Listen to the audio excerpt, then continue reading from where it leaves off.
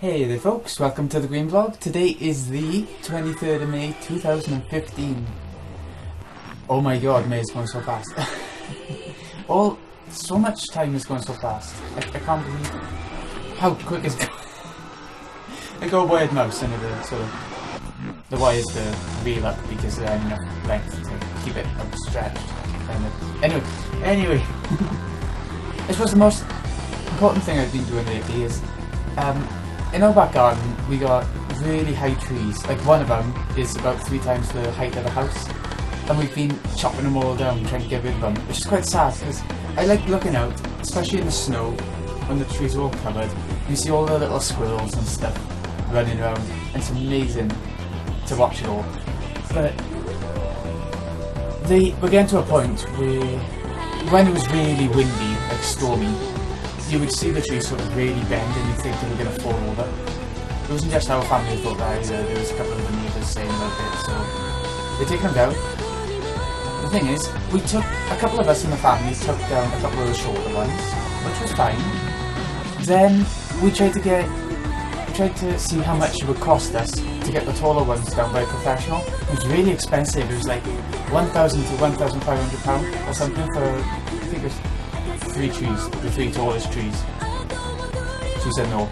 my dad, he went for an unprofessional who has no idea what he's doing, and he was willing to pay a lot less than that. I think it was about £400 to get 3 trees down, which, you know, is good in comparison. It was quite funny because when you see professionals taking down trees, they've got all harnesses on, you know, like when you see abseiling and things like that on cliffs. They had all harnesses on. They have proper drill trade tools and they know exactly what they're doing. They can get it done in minutes, get it down, however big the tree kind of. But we had someone else that we know who, he put a rope around the tree, he tied the other end of the rope to his 4-track at the front of the house, and he made sure that somebody was in his 4-track, revving as much as he could, and while he was sawing away at the tree. It's so funny. Right, so because he did that with 2 of the trees, one of them smashed our shed down, and one of them went to the fence between our garden and the next door garden, and through their washing line, and everything was wrecked.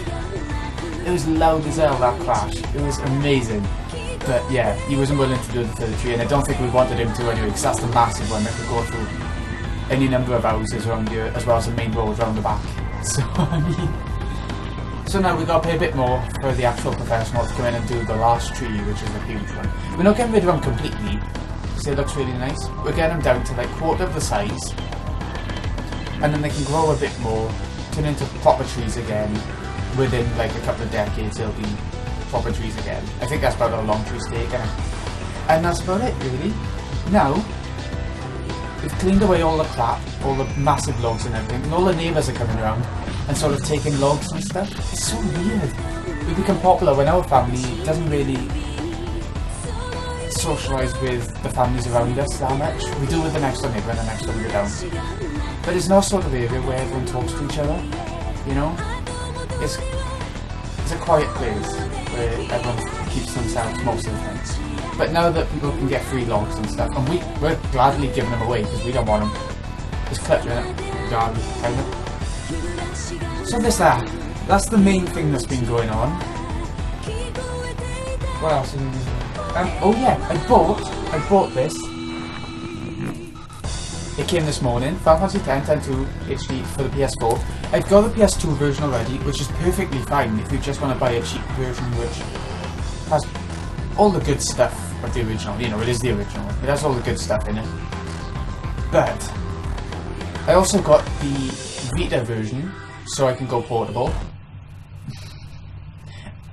And that's amazing. It added all the Dark Aeons, which a lot of places didn't have. I mean, the UK had it anyway. Had the Dark Aeons anyway, but a lot of places didn't have it. Let me just move. So that's really good. A really good portable RPG, probably the best you can get. And then I bought, obviously, dropping everything. I bought the PS4 version, which I found out It does have a lot of positives to it. It is the best version, so long as it gets a patch. Now the good things about the PS4 version, it has... You can decide which soundtrack to use, the classic soundtrack from the PS2 version, or the soundtrack that was all remade and everything for the PS3 and Vita versions. So you can choose now. I'm pretty sure you can choose in the middle of a game, so you can just change for whichever track you want. Say you've got a really big part with a song that you love from the original coming up. You can change from the remade music over to the classic music on a whim, I think. Unless you have to choose at the very start and have it all the way through the game, which I hope ain't the case, but if it is, it is. I don't really mind too much. Other good things about the PS4 version. There's cross-save, so any saves you've got from your PS3 or Vita versions, you can quickly bring on over to the PS4 version if you're just upgrading, which is what I've done. So I'll be doing that even if I'll be going for a completely clean run when I start the game. But, oh yeah, the graphics are updated again for the PS4. They look smoother and stuff.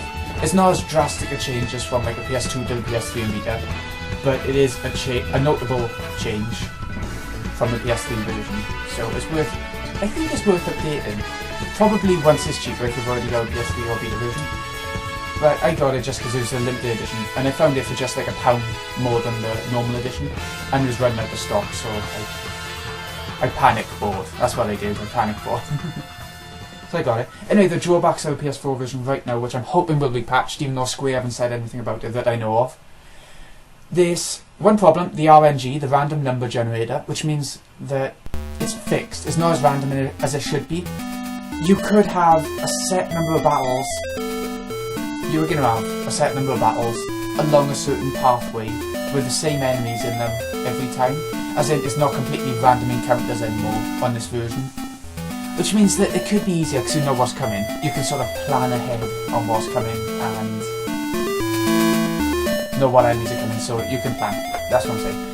But at the same time, I like the randomness of RPGs. They keep them interesting and fresh. So I am hoping a patch will come for that. The other downside of this version is that the background music, every time I have a random encounter, when you've done the encounter, the music will start again. The track of that area will start again from the very start instead of continuing on like on the other versions after the battle.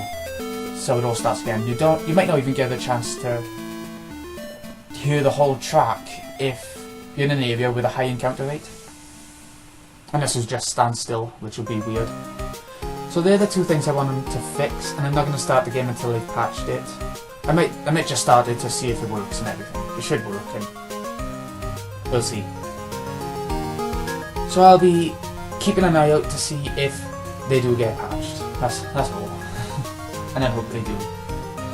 Anyway, next up we have Guacamelee. I went through this game in a matter of 5 to 6 hours, that's about how long it is. Guacamelee is like, you know on Steam, where there's like a million 2D Metroid Castlevania style clones, where you're just running around a 2D place, maze-like, and collecting new abilities so you can go to new areas, and stuff like that, where there's a million of those sorts of games. This is just one of them. Guacamelee is just a typical, pretty generic gameplay-wise one of them. But what it does well is the Mexican sumo wrestling, not sumo wrestling, what's it called? Something libre. The Mexican style wrestling anyway, where they wear masks and all that. It's got that theme going for it, it's really colourful, the music is really nice, and it's got some references to other games like Castle Crashers I've seen Metroid itself, where you get new abilities, you have to destroy one of those Metroid statues where you get new abilities in those games. It's got... I'm pretty sure I saw Zelda at some point. I've seen Mario references, I've seen loads, it's packed. I've always wondered if a game developer wants to put a reference in one of their games, do they have to get the rights from the actual owners? They probably do, don't they? Of course they do. You'd think so, anyway. So this Guacamelee, 5 to 6 hours long, or if you're platinum it, it'll take a lot longer, probably. I'm not going to bother, because I'm not that into these sorts of games. I only had it because it was free with Plus on the PS4, so... I went for it. Next up, Resident Evil Remake. I've played through it like 500 million times. It's funny, because before I got the PS4 version, on the GameCube, on any Resident Evil game, I would just go for easy mode. just to get through it and enjoy myself and have a bit of tension now and again, because you still do even on easy mode on those games. You still have a bit of tension where you're running low on health and you might not have a healing item on you, so you didn't plan ahead properly. But this time, I've got 83% of the trophies, and they're quite hard trophies as well for someone like me who's never played it on anything harder than easy mode. I've done invisible enemy mode. I've beat the game on hard mode with real survivor, which go hand in hand kind of. I've saved everyone with both of them and saved no one with both of them.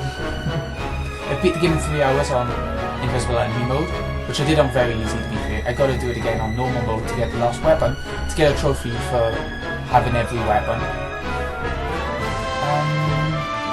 I gotta do a knife only mode, which is gonna be quite tough, but I'll put it on an easier difficulty and it should be fine. I gotta do a no saves mode, which is definitely going on very easy. Which very easy was added to the PS4 version by the way. What else have I gotta do? Every weapon, like I said, but that's just normal mode under 3 hours. That's gonna be tough actually. I'm not very good at speedrunning games. I think that's about it. There might be 1 or 2 trophies I'm forgetting, but I should be able to get platinum on that game. I'm shocked. I've been streaming that game a hell of a lot. If you haven't got my Twitch or haven't seen it, it's twitch.tv/BreenyXI, spelled the same way as my YouTube. So I was streaming that a hell of a lot, and people were actually commenting. It was fun. I was talking to people on here, and when I normally stream, it's normally like one person shows up and then vanishes straight away because I'm not used to this sort of thing. And when I stream, it's normally at night time, which is when everyone's sleeping and stuff, so I can't talk too much, and it's annoying as hell. I want to try a webcam for it, but that'll happen eventually. But yeah, Resident Evil Remake for the PS4 is the best version of that game by far, to me. With Resi Zero has been confirmed, so I'll be getting that as well and streaming that. I can't wait for that either. So I love Zero. A lot of people complain that it's where the series got stale, but I think it's actually where the series was the most creative. You have the partner system, the loss of an inventory box where you can buy items anyway. It changed up the formula quite a bit for that sort of thing. And then they went on to Resi 4, which I love as a game, but not as a Resident Evil. You know what I mean? It changed the game too much, and then the series went downhill after that. To me, even with Revelations and Revelations 2, which were good, but not even close to as good as the classic Resis. To me. Anyway, what else have we been playing? Oh yeah, I subbed to Final Fantasy 14. So, I'm level 10. I'm a little Lalafell, or I call them Lilties because they're from Crystal Chronicles. They're pretty much the same race. Only this time, the Lilties from Crystal Chronicles were known for their strength, but the Lalafells are known for their magic and intelligence. So they changed the personalities and characters of them a bit, but they're still just Lilties, little midgets with onion heads, kind of. What am I doing? Oh yeah, I chose an archer, and that means I start in Canada? Is it? Not Canada. I think it's Granada, but I'm not sure. It's like a forest area and it's stunning to look at, especially the opening town. I'm loving the game actually. I'm surprised because I tried the 3-month trial about a year ago now, and I didn't like it. I chose the Black Mage essentially. And the city you start in is boring. It's really dull. It reminds me of Final Fantasy 12 cities, and I don't like that. Okay, I'm back. I can't even get through a vlog without being interrupted anymore. I used to be able to. But anyway, what was I talking about? Final Fantasy 14? Yeah, so it's a big forest area, and I'm really enjoying being an archer a lot more than a black mage. Because black mages in FF14, they're black mages. They use spells like Fire, Blizzard, but they don't have elements to them. There's no elemental weaknesses in the game or anything like that. And that's so disappointing to me. That's what black mages are all about. Hitting elemental weaknesses. That's why they do so much damage, and that's why they're so interesting. And they got rid of it completely. Just like in 13, Final Fantasy 13, there wasn't a proper black mage in that either. Not really, it didn't have proper elements to it. And Square Enix are sort of ruining the franchise, I think, in that sense. When you're Squaresoft, they knew exactly what they were doing with the class types properly, to me. But that's that. I'll be streaming that as well on Twitch quite a bit. Whenever I go on it, I expect I do get to stream it. I don't know if I'll put a link anyway, because I'll probably forget even if I say I will. So I'll try and remember. Check a link to my Twitch. What else have I been doing? Let's get my notes. Oh yeah, there were a couple of games that came to Plus, including Guacamelee for PS4. Hohokam is one. It's got Game Awards and everything, and I just don't see it. It's one of those sort of arty games, sort of like Flower, Flow, those sorts of Journey, those sorts of things. But this one just doesn't hit the mark. You're just wandering around as this little blobby thing. Say a blob? No, something like that. And you just go to different little environments and you don't play around with anything really. It's just bright, colourful. It reminds me of Loco Roco, but without all the gameplay elements. So, you're not doing anything. You just float. I don't get it. How do you win awards? I mean, Flow didn't win awards that I know of, and that actually was a good game. I don't know what that one's all about, but there we have it. Another one is Ether 1. I don't see the appeal of that one either. I don't know if that's popular or not though. It's like, you're in a first person mode, where you're an actual character, this bloke. You have to find items to use on other items to progress a little bit more. I don't know, it reminds me of Myst in a funny sort of way. You know Myst, the old puzzly sort of game for PC, and I think they came to PS3 did it? I don't know. Yes, it did, yeah, yes. But it has no charm to it at all. I don't know, it's missing a lot. I'm not a fan of that either. And another one was Race to the Sun. Now this is a better game, I'll admit, this one's a better game for PS4 with Plus. You're this flying ship, and you just gotta keep going forward for as long as you can, getting as many points as you can by collecting things along the way, avoiding obstacles. The further you get, the more points you get. You complete the level, and once you die, you start the whole game again, but you use points to upgrade your ship and stuff. And try and get further, get more points. It's that sort of game where you just keep restarting with upgrades and try and get better and better and better. I'm not really into those sorts of games. I like games with a bit more progression to them in terms of different stages, differentness every run, you know, instead of the same thing over and over. I prefer that sort of thing. So I'm not going to be playing that again either. The Plus, I think, wasn't that good this month. Maybe it'll be better next month. The one thing I haven't tried is the Vita game, which seems really puzzly and Tim Burton-ish, like that style kind of thing. So I think I like that one. I think I will. I'll just have to download it before the end of the month, or I'm going to be screwed and have to buy it. Although I probably wouldn't buy it. So that's that. That's all my Vita stuff. Oh yeah, Yuminiko. Have you heard? I speak about Yuminiko quite a bit in these vlogs. This is the new one that arrived. It's the end of the Golden Witch. It's where the anime left off. The anime left off in the last one, the Alliance of the Golden Witch. Oh, I shut it. Hold on. It was the Alliance of the Golden Witch. That's where the anime finished. Now the end of the Golden Witch is where the anime never showed. You know, it's gonna carry on now. That's what's making me excited about this one. I can't wait to make a start on it, because apparently the Golden Witch, Beatrice, died. So, and she's the main sort of player. One of the main players. She's the big villain. That's going to be interesting to see how that works out. Yeah. Anyway, the last thing I want to talk about really is my holiday that's coming up. I think it's on... Well, the first day of my holiday is like, I'm leaving here at about 5, either 4:30 or 5 AM for Spain. And that's on Friday, let me check the date. Friday the 5th. Friday the 5th of June. And it'll be for, I think it's 11 days or something like that. So, I won't be here. My plan is to get Lost Odyssey finished now within the next 3 or 4 days. I'm going to get like 2 episodes up a day. This is all recorded and stuff, so that'll be finished. And then I'm going to get a mini-series up,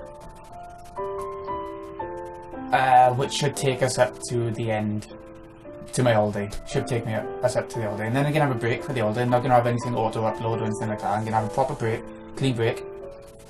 then when I come back, I'm not entirely sure what I'm going to do. It could be a mini-series, or it could be a proper series if I think of one, or if things turn out that way. I don't want to give away too much information, but the mini-series that's coming after Lost Odyssey is a genre I've never done before, so that's what's most exciting to me. And it's going to be an ongoing series as well, because only the first part is out so far of the game. It just came out like a week ago, maybe now. And I've done a practice recording of it, of the very opening of the game, because I want it to be a blind run, because it's something I'm really looking forward to, and it's supposed to have been coming out for like 6 months, so yeah. Anyway, this has been GreenyXI. Hope you've enjoyed. I'll see you again in a bit when, well, there might be another vlog before I go. I don't know yet. I don't know. See you in a bit, folks.